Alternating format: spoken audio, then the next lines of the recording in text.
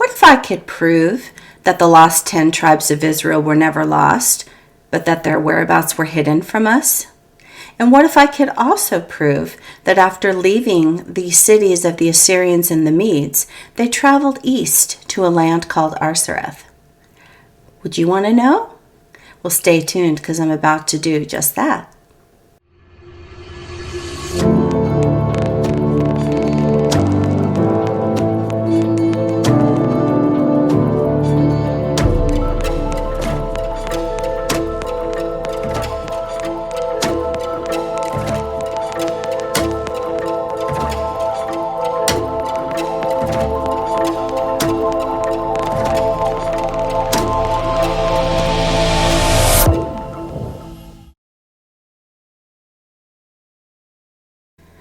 Hi, and welcome back to Uncovering Our Hidden History. My name is Anna, and I am a forensic genealogist, which is just another way of saying that I analyze DNA results, mostly to help adoptees find their biological family members. But I also use it with my historical research as well. I dig into DNA studies to try to sort out the various different ethnic people groups and who's who. Because we've had so many of our maps change, countries have changed names, and it can be really confusing trying to figure out who were the countries of old. And so that's what I love about studying the DNA studies, because people lie, governments lie, history lies, but DNA never lies. Please excuse me if my voice is a little scratchy or nasally or wonky. My household got hit hard with the latest flu, the kind that comes from airplanes flying in the sky and spraying white stuff behind them and, making tic-tac-toe grid patterns in the skies above, which then dissipate and come down. And by end of day, you can usually smell something chemical or metallic if you stick your nose outside. That kind of flu. So I apologize. I feel like I'm late getting part 2 out too. But yeah, we've pretty much been laid waste to the past few days. But I'm not 100%. But I wanted to jump in. I didn't want to lose momentum, and I wanted to pick up where we left off. So again, just bear with me. I've got my throat lozenges. I've got my hot lemon honey tea, and I'm going to just forge ahead. All right, let me take a sip of tea. Okay, now without further ado, let me pull up our presentation. The Kingdom of Israel and Tartaria and the Americas, Part 2. All right, so let's just get this party started. Forge ahead. If you have any questions about the research, or if you have any tidbits that you want to add as we go along, my email address, ourhiddenhistoryrevealed@gmail.com, is right there. Please feel free to send an email or comment below. Okay, and again, just going back here for a second, again, feel free, just in case you're new this week, highly recommend you go back and find part 1. I will leave the link in the description for part 1. I don't mind at all. I highly encourage you to take screenshots of the various slides, because they're packed full of information, and even more so this week. I've got some real gems for you guys. I'm so excited to share them. And so I'm going to have to kind of go through this at a good clip, because we have a lot to cover. And if you're trying to scribble things down with, pen and paper, you're going to get lost. So just do yourself a favor, take a screenshot of the slides. The only thing I do ask is don't take screenshots and then, turn around and try to put them into your own presentation, because, and then pretend that they're yours, because that is stealing, and that's called plagiarism. But just for your own research, for you to take what I have here and then go do your own research. I don't mind at all you taking screenshots to do that. So I know last time we were at the end of the presentation and I felt like I was running out of time, and I just suggested that you guys read that on your own, but I really felt like I wanted to, there's so many things in here that I'm going to go ahead and just read it right now. So again, this is the book of Tobit is an Apocrypha book, and a lot of the Apocrypha books were in the main canon up until about the mid 1800s, and they are all still in the Ethiopian Bible to this day. So I don't go down the Gnostic path. I don't go into any of the Gnostic literature. But these I call them extra biblical books, or the apocryphal books, really do help fill in a lot of the gaps for us. And so Book of Tobit is one of those. So chapter 1, verse 1. This is the book of the words of Tobit, son of Tobiel, the son of Ananiel, the son of Ajuel, the son of Gabael, of the seed of Asiel, of the tribe of Naphtali, who in the time of Enemesar, which I looked up who is Enemesar, and that is Sargon. So you can see the pictures to the right of the screen. These are the key players mentioned in this little bit.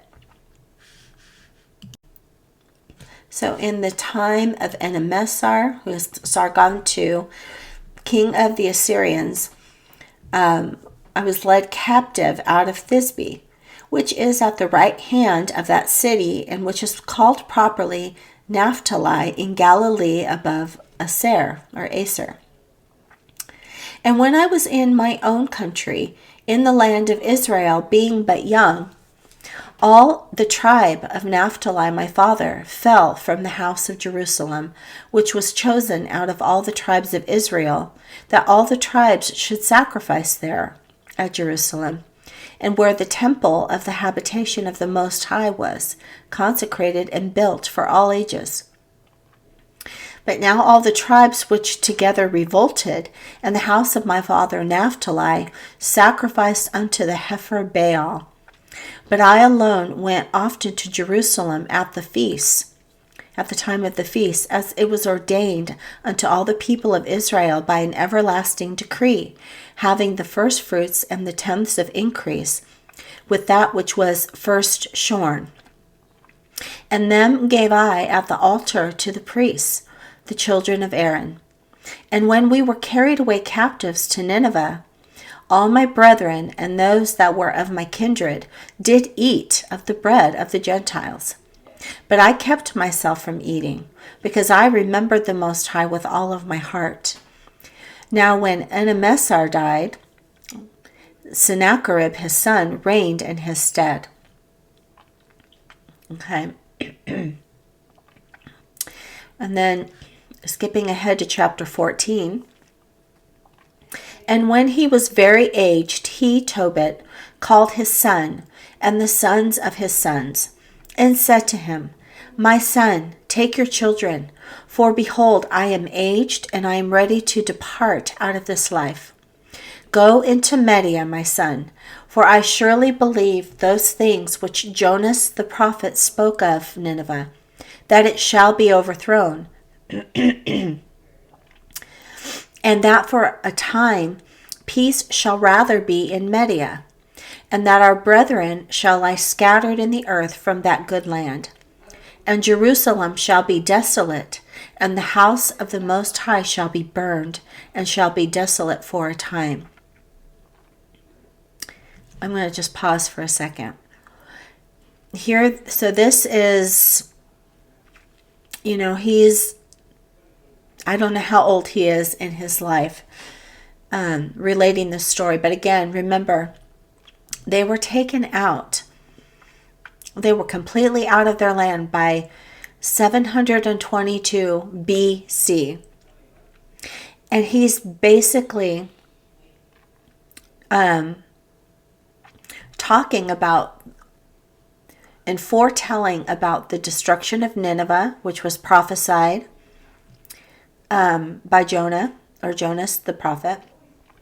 He's also foretelling the destruction of the temple at Jerusalem, which took place in 70 AD. So they knew, these people knew what the prophets had foretold. And he's here in 700 and something BC, talking about events that are going to happen in 70 AD, right? To me, that was just mind-blowing. So he says, "And now, my son, depart out of Nineveh, because that those things which the prophet Jonas spoke of shall surely come to pass. But keep thou the law, the Torah, and the commandments, and show thyself merciful and just, that it may go well with thee. Wherefore now, my son, consider what alms you do, and how righteousness does deliver." And when he had said these things, he gave up his spirit in the bed, being 158 years old. And he, the son Tobias, buried him honorably. And when Anna, his mother, was dead, he, Tobias, buried her with his father. But Tobias departed with his wife and children to Ecbatane, or also, you can see it on the upper map, Ecbatana, same place, to Raguel, his father-in-law. And Tobias died at Ecbatane in Media. So it's Ecbatana or Ecbatane is one of the cities in Media. Okay, so he heeded his father's request, and they packed up and left Nineveh and traveled to the land of Media, to Ecbatana, to his father-in-law's house. And it says, verse 14, "And Tobias died at Ecbatane in Media, being 127 years old. But before he died, he heard of the destruction of Nineveh, which was taken by Nebuchadnezzar and Assyrians, or Assuerus. And before his death, he rejoiced about Nineveh." And then I looked up, I just kind of added it down there. Nineveh was destroyed in 612 BC. So I'm just trying to gather these little date points to try to, give us a little bit of where we are on the timeline. So he was already in Ecbatana in Media when he heard of the destruction of Nineveh, which was in BC 612. Okay.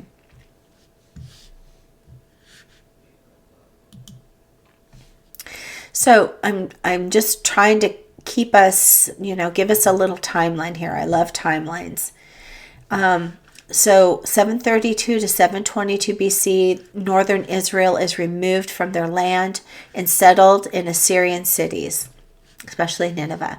626 to 609 BC, the Assyrians and Medes went to war with each other. And the wars were part of the Medo-Babylonian conquest of the Assyrian Empire. So the Medes teamed up with the Babylonians and decided to go to war against Assyria.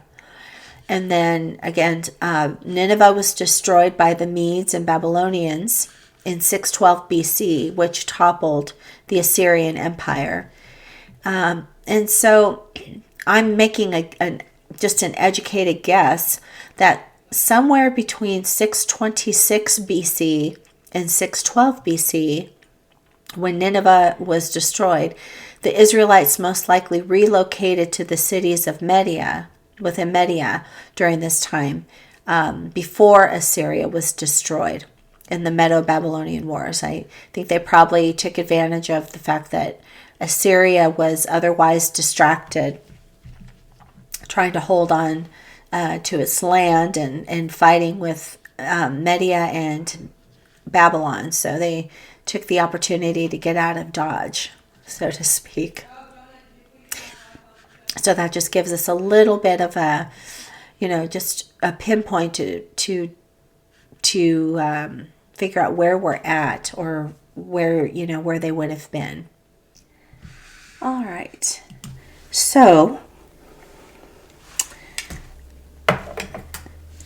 at the beginning of this video, I made a couple of pretty bold declarations that, number one, that the lost 10 tribes of Israel were never lost and that their whereabouts were hidden from us. And number two, that I could prove that. And then number two, that I could prove that after leaving the cities of Media, they traveled east to a city called Arsareth. So I'm going to prove that to you.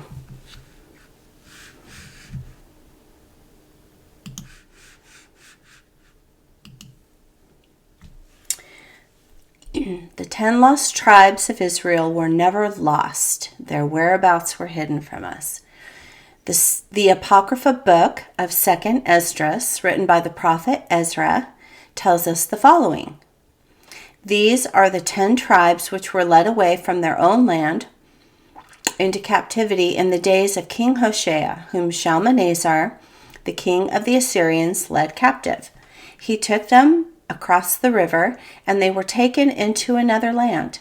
But they formed this plan for themselves, that they would leave the multitude of the nations and go to a more distant region, where mankind had never lived, that there at least they might keep their statutes, which they had not kept in their own land.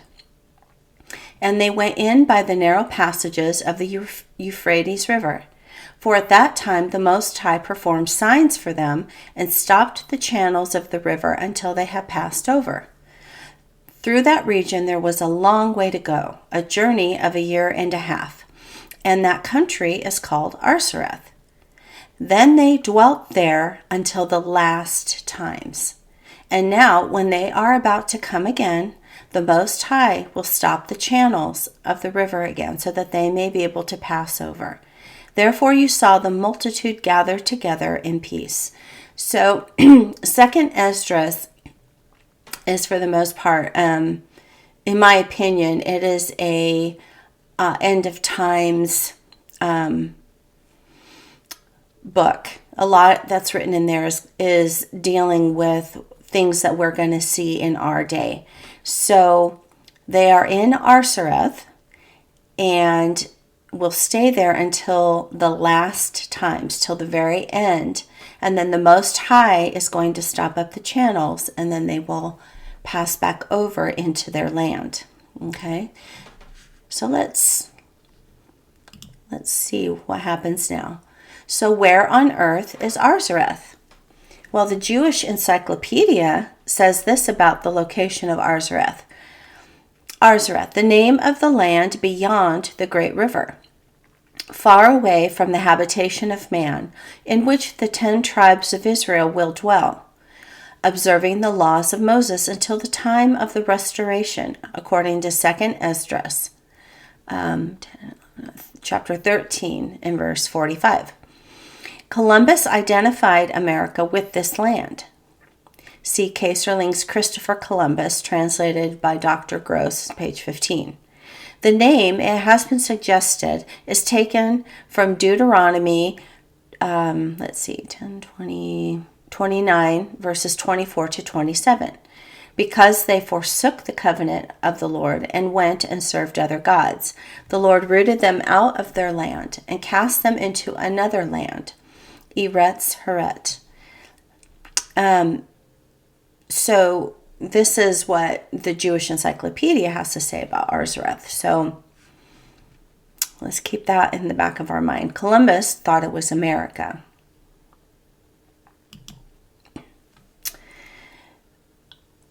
And I'm not going to disagree with that. However, as I was doing some investigation, I came across this like a section. It's apparent it's a section from a bigger map. I have not been able to find the full map, but clearly, if you look at where the red arrow is pointing, I have circled in blue, Done sono dieso tribu de Israel. And so, of course, I pulled out my handy dandy Google Translator, and this says the Tabor region, Arsaret. Here are the 10 tribes of Israel. Okay, so where is Arsaret? So I did some more digging. Now, I also want to say, if you look down on the left side towards the bottom, I have 2 red triangles. And it says Nephalini Tartar and Danish Tartari. Okay, so altogether here are the 10 tribes of Israel, and then we have 2 of those tribes specifically named here, Naphtali and Dani. So I did a little bit more digging, and I found this map. Now this is, I should just say, I love Barry Lawrence Ruderman maps. And I'm on their like subscriber list, so I get sent maps weekly.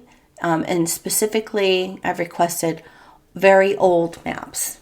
Okay, so this map is from Flemish cartographer Abraham Ortelius, and he lived from 1527 to 1598. Now, the people who are Flemish would have been from Flanders, which we would call the Dutch people today.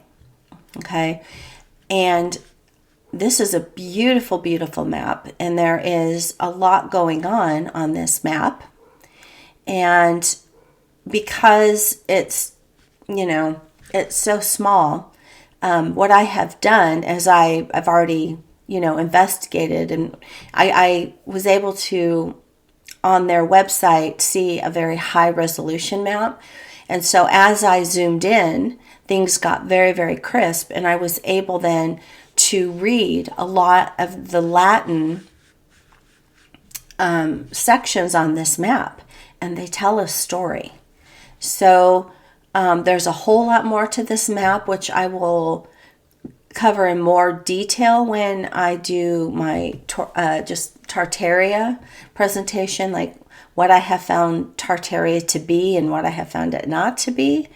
But there are specific things I'm going to be focusing on in this map. And so for starters, if you see the round circle in the upper right corner, it says Tartary Sive Magni Cam Regni, and that says map of Tartaria, or the kingdom of the great Cam. We know of a Cam, one of Noah's sons, so that's very interesting. Okay. So I also like to look at the map legends. And so this is, it says this is an important map of Asia and North America, included in the world's first modern atlas.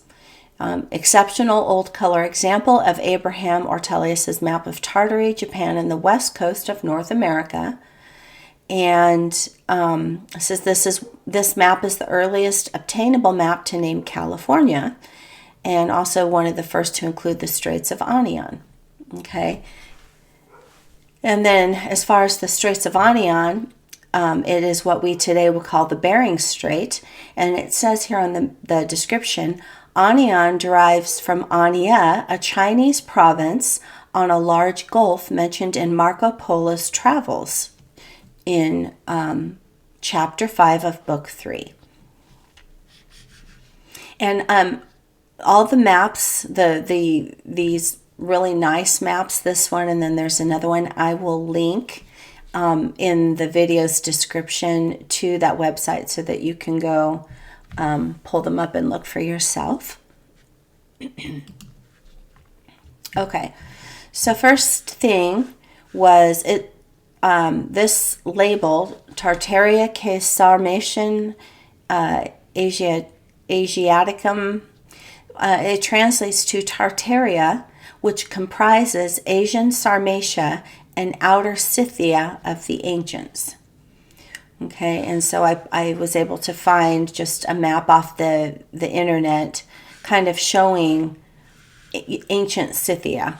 And you can also see there's Scytho-Siberian, Saka, Scytho-Sarmatian.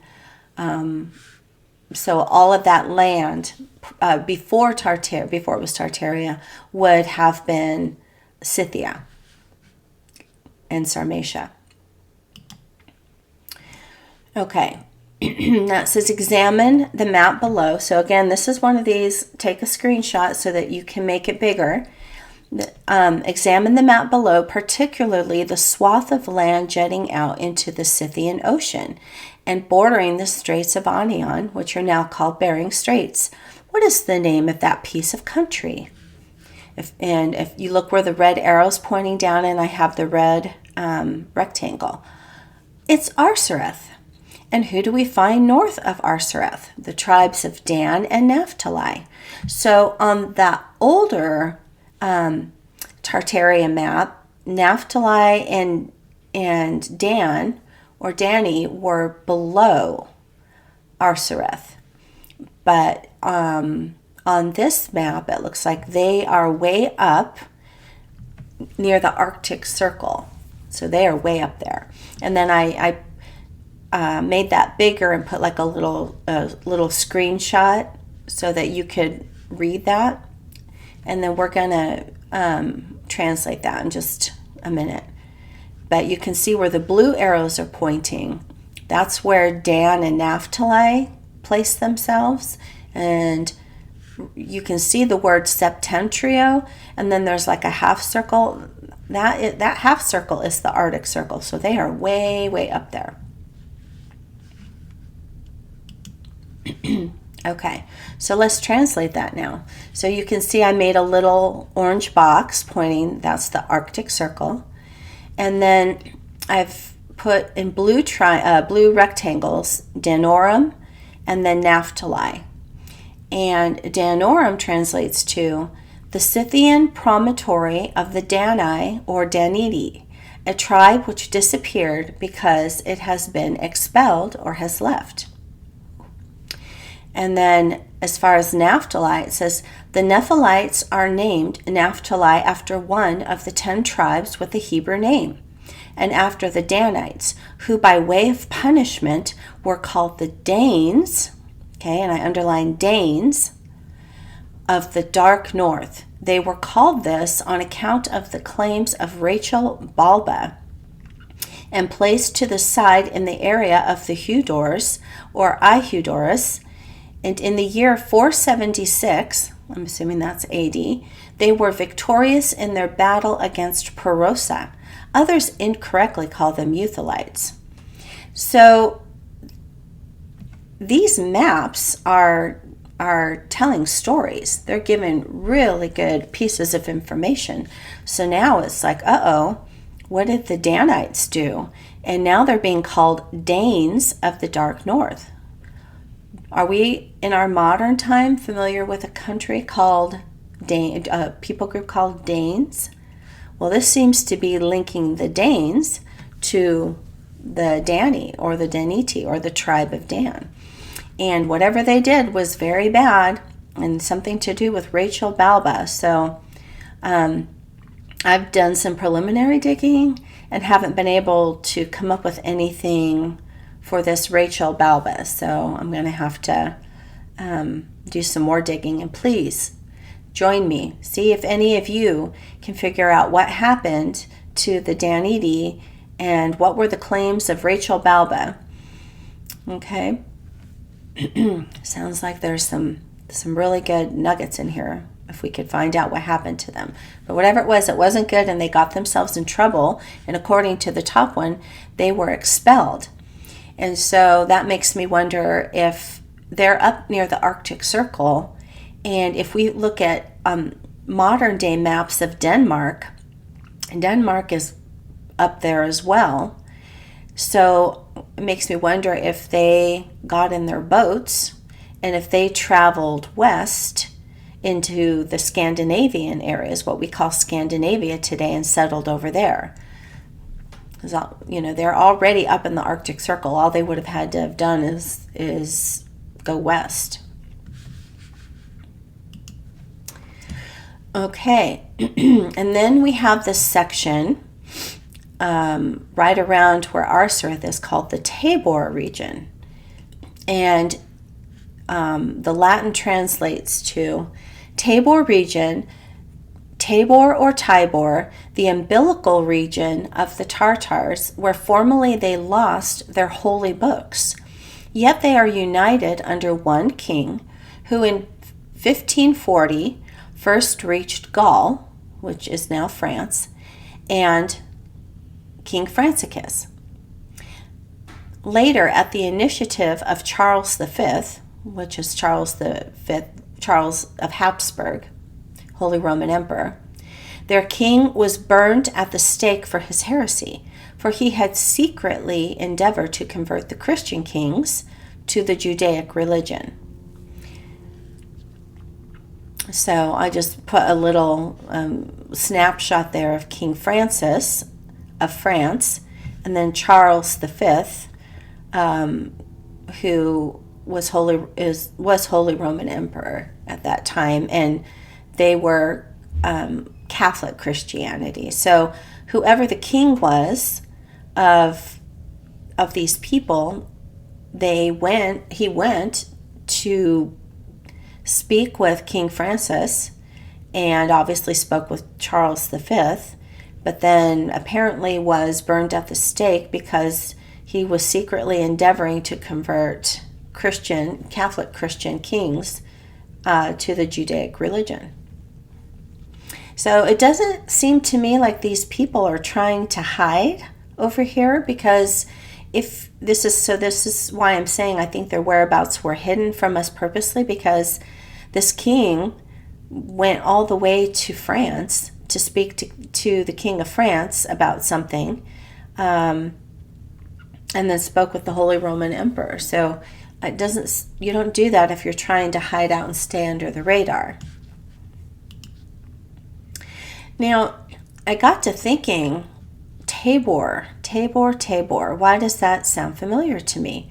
So I did a Google search for Tabor, and up popped pictures and information for Mount Tabor in northern Israel. And I was like, oh my gosh. When they went into this Arsareth region, which is in eastern Tartaria, they started renaming mountains and places over there from their homeland in Israel.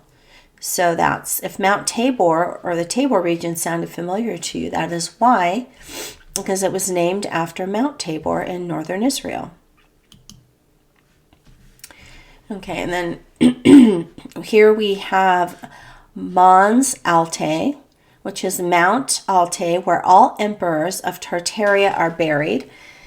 Seems to have been described by Hathon the Armenian under the name of Belgian. So, just my opinion here, which this will be covered more on just the Tartaria presentation. We have the Mongolians under their leader Genghis Khan in the 12th century, who were ruling this region, and they called themselves emperors. So I'm guessing that this Mount Altae, where the Tartarian emperors are buried, might have to do with more of the Mongolian emperors who took over, I think, after, I don't know if they coincided with the Hebrew Israelites being there, but I don't believe that the emperors were talking about the Hebrew Israelites. And then in the middle section, it says Tangut. Here the art of printing was invented 1,000 years ago, so they say. And then I found this very, very interesting. There's this region at the bottom called Tenduk. And when I was searching for that, all I found was a little snippet on the internet. Have not been able to find the larger map. So if any of you have seen the larger map where this little bottom snippet is, please let me know, because I would love to see the larger map, because it's quite interesting, because in the left corner it says Tartar, and then it says Mongol by something, and then called Magog. And then what's the most fascinating is it says Tenduk, a kingdom where Christians reigned in the year I 290. And so I circled that in red, because that is very, very clear that is not a 1. That is an I, because it has a dot above it. So in the year I 290, there was a kingdom where Christian reigned in this area called Tenduk. And we're going to see that come up again. And then here we have the Turkestan region. And then next to it, I have, it says Desertim Apastachit, which really sounds very much like the word Apache. And so I was like, interesting. I wonder if that word is Apache, if this is maybe the Apache desert, because we'll see that again when we get into America. So I don't know, just something I thought interesting. So regarding the Turkestan region, here is how that translates. Turkestan region, the area from which the 10 tribes living on this side of the mountain range have been called as allies by the Persians to fight the armies of Ishmael the Muslim 900 years ago. So that's very interesting. I mean, there is a lot happening in Eastern Tartaria with these people. I mean, they're very busy. They're making allies with some of the other nations. Their king went to France, and they're very busy over there. Definitely not seeming to hide out. Okay, now this is very exciting. So above at the top we see Arsareth, and then highlighted in red, then Argon, and then Ania. And then above Arsareth is that the Taban Promenade, or the Tabor Promenade. And it references, so let's do Arsareth first. It references 4 Esdras, which is actually 2nd Esdras, chapter 13. In Arsareth, here the 10 tribes seceded, and they substituted the Scythians with the Tartars. Since then, they are called Goths or Gothans, to the highest glory of God, and are said to be asserted there. And here lies the splendid kingdom of Cathay, which I googled what was Cathay, and it was northern China. And then Argon, this is going to get even more interesting. There was formerly a kingdom of Christians under the presbyter John in Asia, established there by Saint Thomas, as in like the Apostle Thomas, to correspond to the Roman Church, obedient to the presbyter John Africanus. And before it was conquered by the Goths, it was called the Roman Church. Okay, so this just opened up Pandora's box for me. So I had to go do some digging on Presbyter John Africanus, right? And because it says John Africanus, I'm thinking, okay, well, so I started looking for him, looking, for that name, and then Africa. And then this is what I came up with. This is what I found.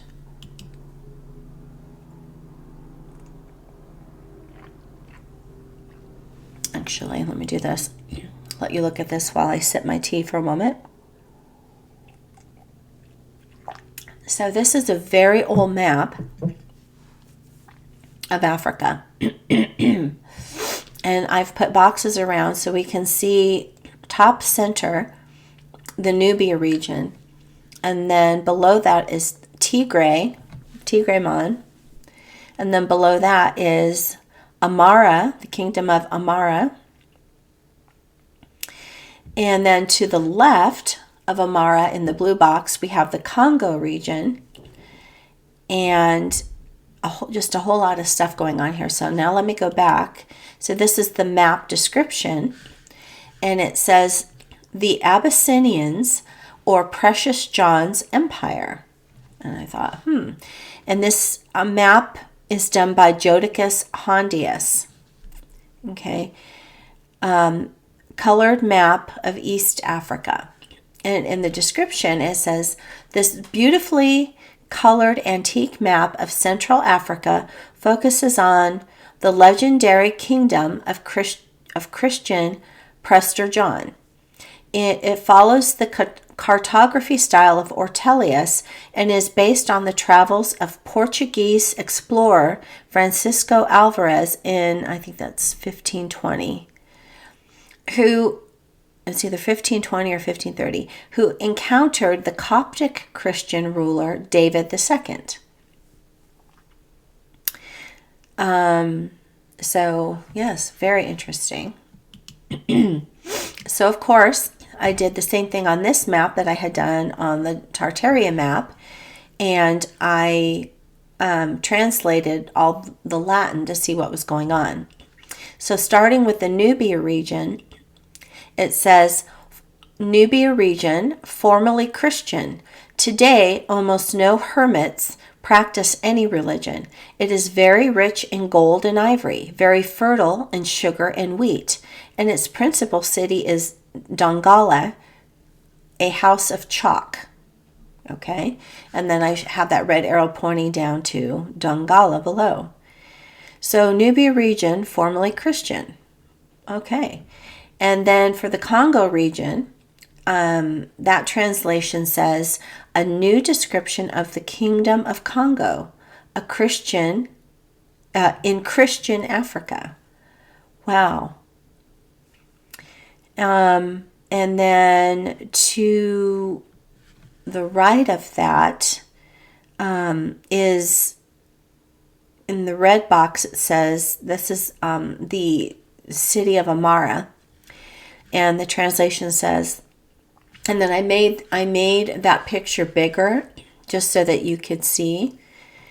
It says, in Amara Monte, the sons and grandsons of the emperor of Ethiopia are held in custody by the royal guards, and when the empire is vacant, which I'm assuming means without a king, a successor is brought up. And then to the left of that, we have the fungi Caphates, or Caphatus, and it says, some write that in these regions the Amazons live, as in other regions of Ethiopia.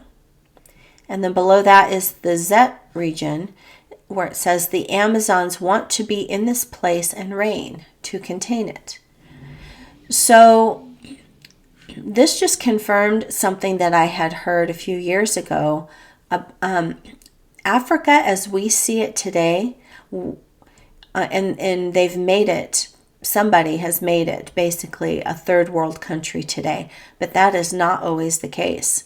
I remember hearing years ago that Africa used to be glorious, that it was the breadbasket of the world, and rich in so many natural resources.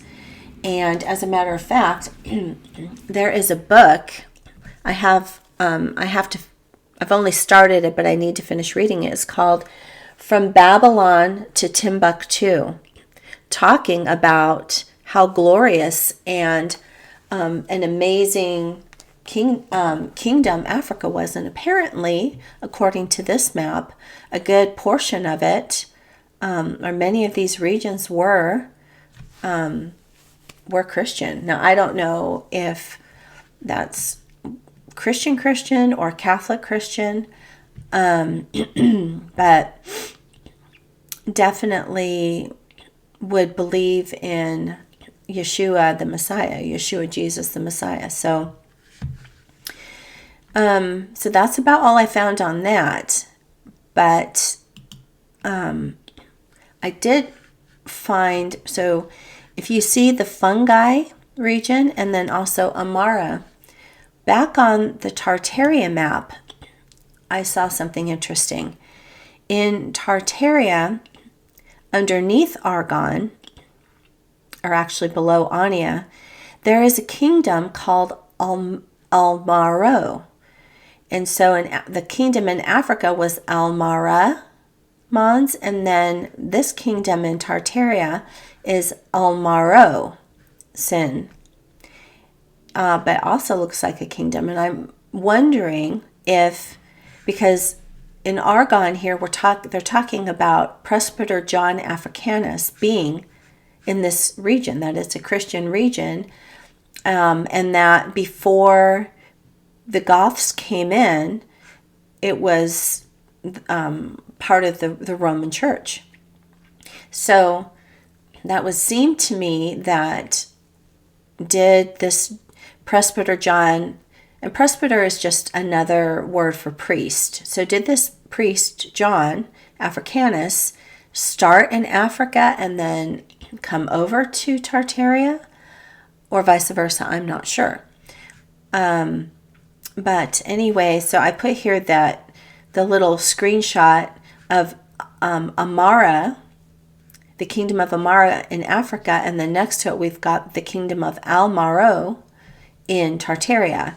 And then in Africa we have that fungi region, and and right next to it down at the bottom we have a fungin region. So were those two regions transplanted into Tartaria? I'm not sure.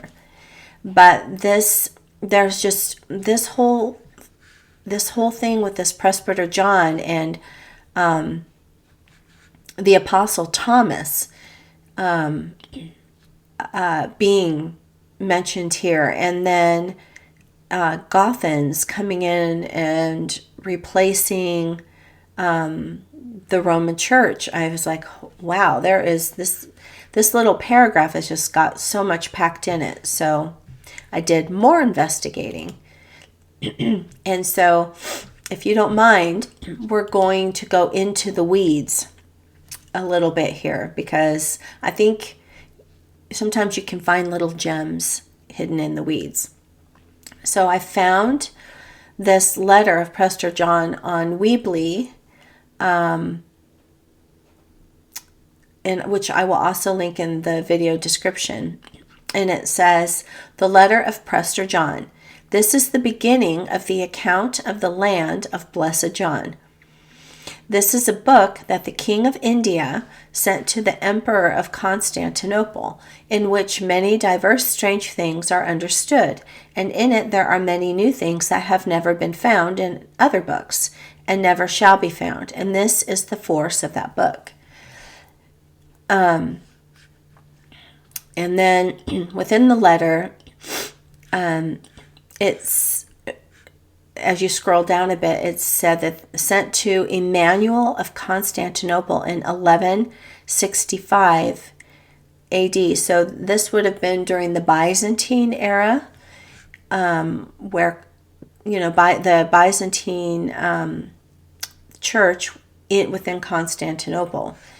And so this apparently seems to be, excuse me, Presbyter John, Priest John, writing to this Emmanuel of Constantinople in 1165 AD.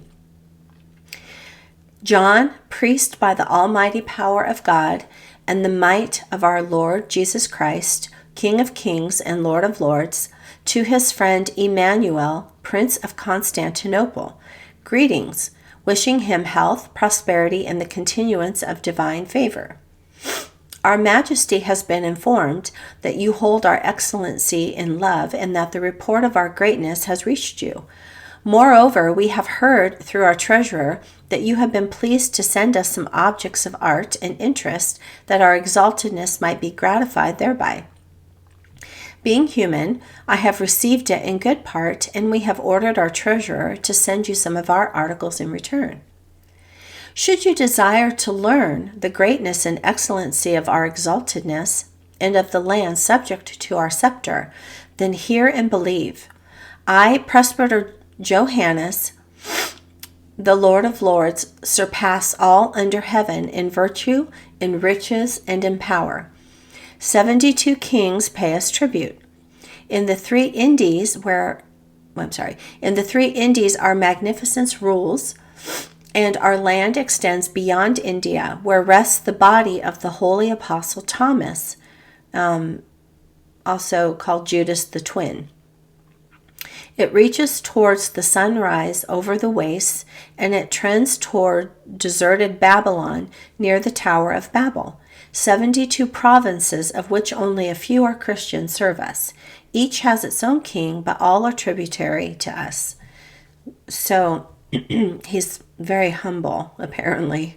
But anyway, so I added this little map to the side to kind of show the areas that he's talking about, over which it sounds like his ruler is over. So it's not just India, but it's all these middle kingdoms of India, including Parthia and Arabia. And so they had quite a vast empire here. Okay, so moving on.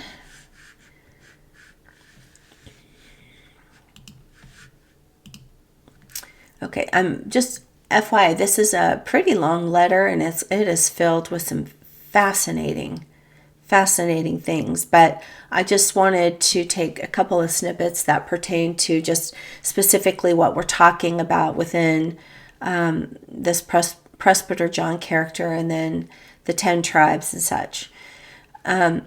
So in item 14, bullet point 14, he says, beyond the Stone River are the 10 tribes of Israel, which, though subject to their own kings, are for all that tributary to our Majesty. All riches, such as are upon the world, our magnificence possesses in superabundance. With us no one lies, for he who speaks a lie is thenceforth regarded as dead. He is no more thought of or honored by us. No vice is tolerated by us.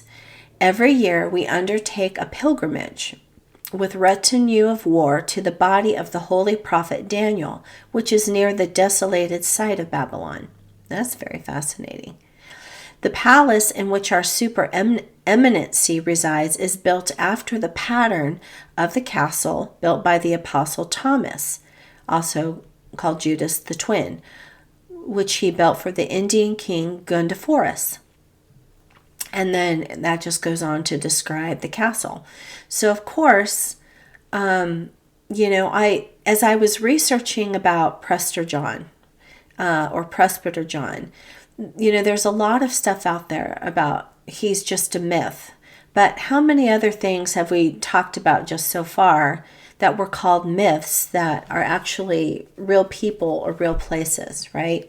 So do they call it a myth because this information was hidden and not readily available when people were searching, or is it to throw us off track? I don't know. I can't judge that. But I thought, you know what? I'm going to see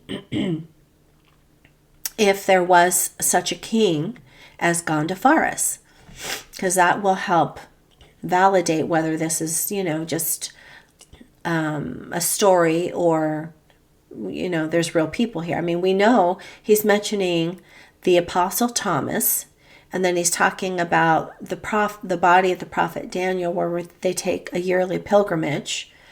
So I did find Wikipedia had this little blurb about Gondophares, and Wikipedia says he was king of the Indo-Parthian kingdom from circa 19 AD to 46 AD. Gondophares I was the founder of the Indo-Parthian kingdom and its most prominent king, ruling from 19 to 46 AD. He probably belonged to a line of local princes who had governed the Parthian province of Drangiana since its disruption by the Indo-Scythians in circa 129 BC, and may have been a house of Surin. Excuse me. My voice needs a little bit of help. So I thought, okay, let's see, the Apostle Thomas keeps coming up.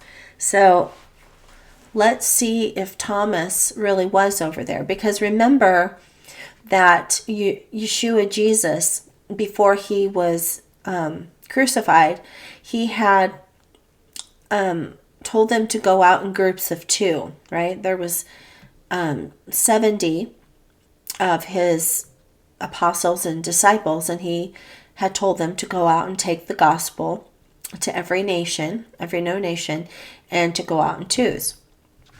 And so I thought, let me see where Thomas went. So here's what Wikipedia had to say. So first of all, I find it very interesting. This picture popped up, and it says, the Eastern icon of Thomas the Apostle. Another confirmation of a dark-skinned man with curly hair. Okay, so just another confirmation that the Hebrew Israelites were a dark people. And then Wikipedia says, Thomas is often referred to by his name Judas. His full name is Thomas Judas Didymus. And since both Thomas and Didymus just mean twin, several scholars believe that twin is just a description and not intended as a name. The manuscripts end, the Acts of Judas Thomas, the Apostle, are completed, which he did in India, fulfilling the commandment of him that had sent him, which would be Messiah Yeshua, unto whom be glory and world without end. And let me just put this in here. The reason in case anybody is confused or wondering why, our Messiah came incarnate in a body as a Hebrew Israelite in the house of Judah, of the line of King David. So he came into this world as a Hebrew, and he's not Greek, okay? And so and I'm not saying that the word Jesus is wrong. Many of us become born again and have the gift of salvation through the name of Jesus, because that's what we've been taught in our churches. But Jesus is a Greek naming for him. But the longer I've walked with him, it would be like you or I being called by a different variant of our name. Doesn't have to be an offensive thing, but I think we would rather be, called by our given name. And so our Messiah was born into the Hebrew Israelite culture, and his name would have been Yeshua, not Jesus. So, but just to link them, you'll hear me call him Yeshua Jesus. And as we'll find out at a much later date, it's not the same Jesus that the Catholic Church has given us through the centuries. Okay, so I just prefer to be more specific, and I don't like using, unless I'm reading something that has the word God in it. God can mean anything in this day and age, right? Pagan people have gods.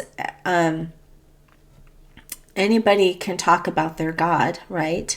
The elites, the dark people, the evil ones who rule our world right now, they use the term God.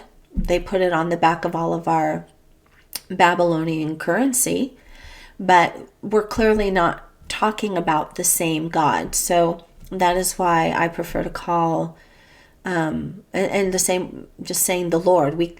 Anybody can be talking about a Lord or a God, so I prefer to be specific and call him the Most High, okay, instead of God or Lord.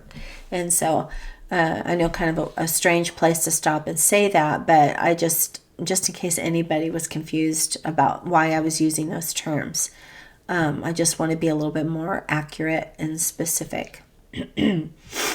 So it says here that there's something called the Acts of Judas Thomas, the apostle, talking about the acts he did while in India, and he was fulfilling the commandment of him that sent him. So that's clearly he was obeying the commands of Yeshua when he told them that they were to go out in twos. I don't know if somebody else went with them. We're not told that. But now here's what Wikipedia had to say about the Acts of Thomas. And let me be very clear here. These have nothing to do with the Gnostic writing called the Gospel of Thomas. To my knowledge, from what I've seen, the Gospel of Thomas is a Gnostic writing. And that's not what this is. The Acts of Thomas is a series of episodic acts that occurred during the evangelistic mission of Judas Thomas, Judas the twin, to northwest India, specifically the Persian kingdom and the Indo-Parthian kingdom. It ends with his martyrdom. He dies pierced with spears, having earned the ire of the monarch Misdaeus, thought to be Abdagasis I, who was a viceroy of Gondophares. So there we see that Gondophares again in Sistan, which is modern-day Afghanistan. So he was martyred because of his conversion of Misdaeus's wives and a relative. The Apostle Thomas was imprisoned while converting Indian followers, one to Messiah through the performing of miracles. Well, that's pretty awesome. Now, these are not my pictures. I did just grab them off of the internet. So thank you to whomever created these. They're wonderful. So thank you. And it says the Christians of St. Thomas, or Syrian people. Okay, so from Syria. So they're Syrian people, Nazrani Malabar. So they are an ethno-religious people of Kerala, India.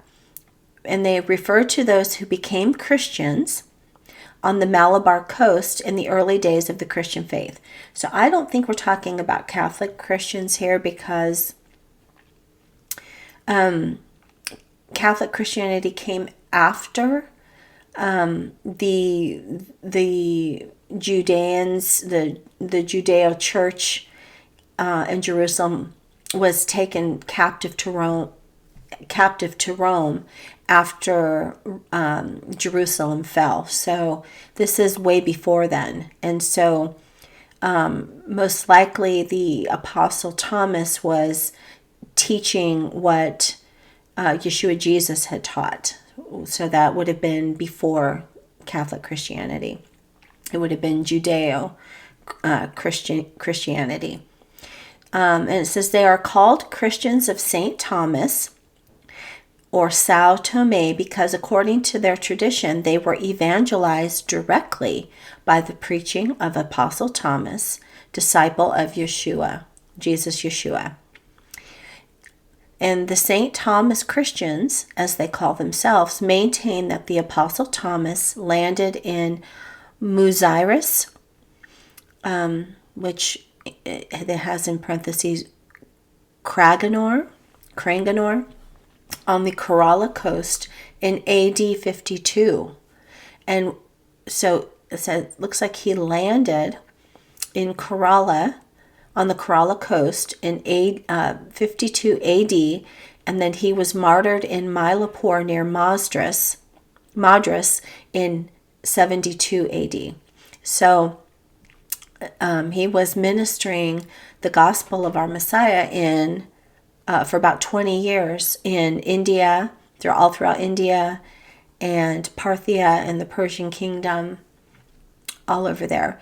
And then he died in AD 72. So he would have been alive to see the destruction of his beloved Jerusalem.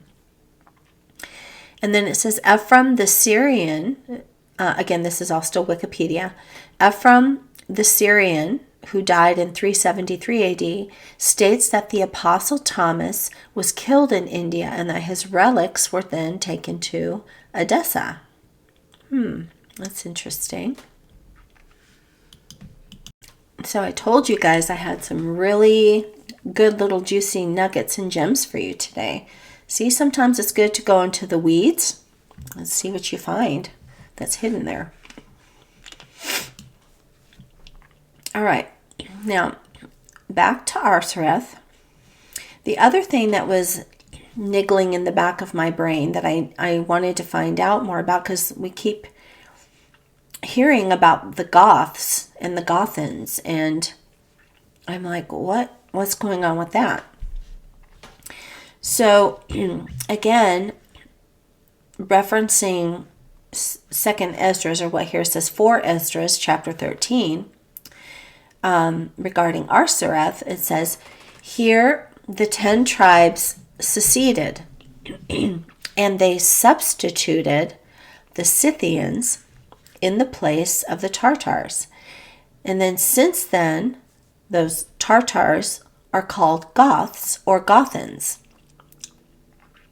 So it's spelled differently than the other Goths that were mentioned with Presbyter John. And it says to the highest glory of God. So this apparently is a good thing. So I started researching Goths, Gothans, spelled all the different ways. And came across a biblical website, and it's too tiny, so I can't even see it right now. But it's on the left screenshot, so I apologize. And I found it interesting because it says the Goths, a branch of Israel in exile. And I'm going to try to read this. And it says, one of the locations in which the Assyrians exiled the house of Israel was to a region of Mesopotamia known as Gutium, which extended north from the city of Nineveh up to the mountainous area around Lake Van. The word Gutium was a toponym, a place name, something like we would say America or North Dakota. A citizen can be of any race, even though they're living in that place, is what it's saying. And then so I went back to that map we had showing the dispersion of when Assyria took our Hebrew Israelites out and placed them in Hala and Habor along the Gozan River, right? And so I was like, wait a minute, I remember seeing that that Lake Van. And so it sits up north of Nineveh. So I have that on this little map below, from Nineveh pointing, a red arrow pointing to it. Now, the article goes on to say that Ashurbanipal, which is an Assyrian king, in his annals, in his writings, speaks of the kings of the land of Gutai, which is Gutium. And he speaks of the land of Gutai as a land in the distant north, to the north of Assyria. These people then seem to have mysteriously disappeared from the pages of written history, leaving very little record of their culture and past behind. The toponym Gutium continued in use until the Persian period as a rather vague district name, but nothing is certain about the population of the area in this age.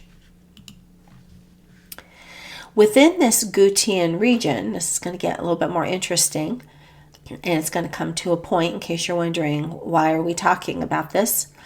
Within this Gutian region, the people of Israel were resettled at a location called Hala, according to 2 Kings chapter 17:6, a place name which is still a matter of some dispute among scholars. One prominent scholar and Assyriologist, Professor Millard, gave evidence that Hala was the Assyrian site of Halahu, a town and a district northeast of Nineveh in the Gutian Mountains southwest of Lake Van. Aha, we're making a connection. In placing exiled Israelites there, the Assyrians were seeking to populate the area. Therefore, if any of the original inhabitants remained, they were apparently few in number, and their existence is unknown to history. Although information from that early time is sparse, we do find some evidences of Israel in the Hala Gutium area during captivity. We are told, for example, that one of their original totems was apparently the plowing bull, and that they were a mixed race of nomadic herdsmen. And of prehistoric times, the reference to there being a mixed race apparently stems from the difficulty that historians have of deciding whether the Gutians were Semitic or Indo-European. Now remember, to be Semitic, they had to have descended from Shem, or Sem, Noah's son Shem, which the Hebrew Israelites were. Okay? So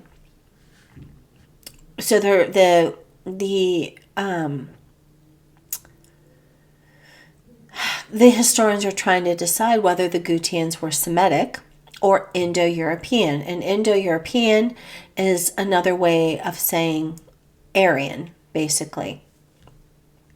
Aryan peoples. Or are they a mixture of peoples incorporating both? However, the heraldry of these people is a strong identifying mark of their origin. The bull was a symbol of the house of Israel, known as Ephraim, after the leading tribe. The antelope or hind was the heraldry of the tribe of Naphtali. This tribe is specifically mentioned as having been taken into exile to Assyria by Tiglath-Pileser about 732. So they, again, remember, were removed during that first wave of exiling. And it says, according to Herodotus, who called them Getai, they said that their God was the only true God, and that when King Darius of Media, Persia Media, came against them, they were the youngest of nations, only about 1,000 years old. 1,000 years earlier was the Exodus and the birth of the nation of Israel. So I found this very interesting. Very, very interesting. So just going back here, I'm of the opinion after reading this, and the reason the map makers made it a point of talking about the Scythians being removed and the Gothans brought in to replace them to the highest glory of God. Like this is a good thing, right? And then talking about that Prester John's kingdom in Argon, that formerly it was called the Roman Church, but then that was replaced by Goths. So I'm thinking it's the same people. And in my opinion, I think it's the tribes, these tribes of Ephraim and Naphtali, the other rest of, Naphtali that had been placed up in the Lake Van area in Gutium, in Hala. And I think that they had migrated down and joined their kin in Arsareth. And so the reason it's to the highest glory of God is they're rejoicing and praising the Most High that the rest of their kin have come to join them. That's my opinion of trying to put all the clues together. Okay, moving on now. There's something else very interesting on our Eastern Tartaria map. Below Arsareth and Argon, to the right of Ania, which again, Ania, the mythical kingdom, right? That's what it said, but Marco Polo writes about it in his book of travels. So I'm believing it's a real place. So I put in the left corner this little, it's just another little screenshot of kind of the same area. It's just, blown up a little bit more. And to the left, again, we see this kingdom of Almarosin and Sinai and Canaan. Okay, and so it says, notice where the lower purple arrows are pointing. Canaan and Sinai. So now remember, we had Mount Tabor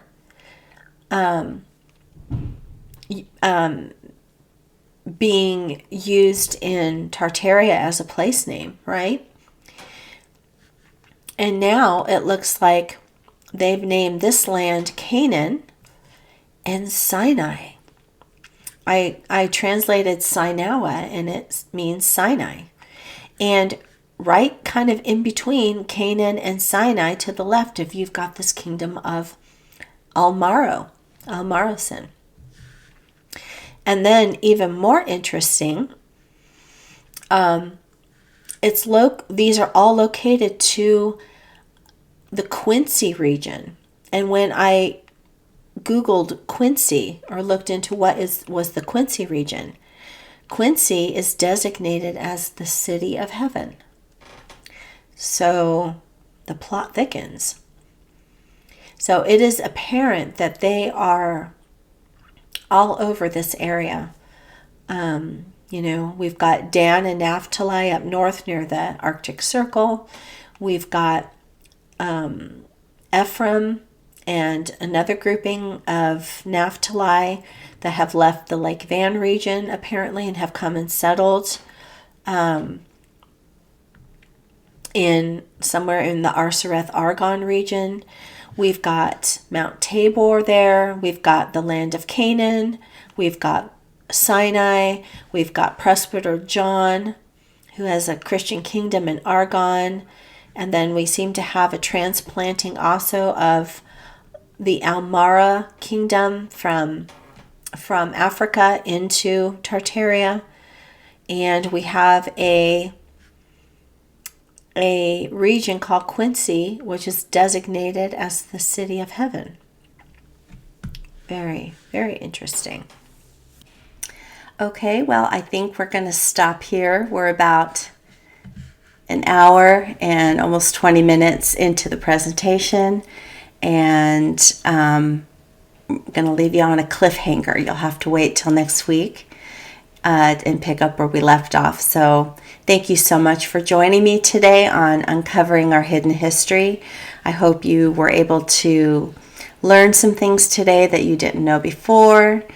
Thanks for going into the weeds with me and finding those little gems, and look forward to seeing you next week. So bye for now. Stay safe and stay well. Take care.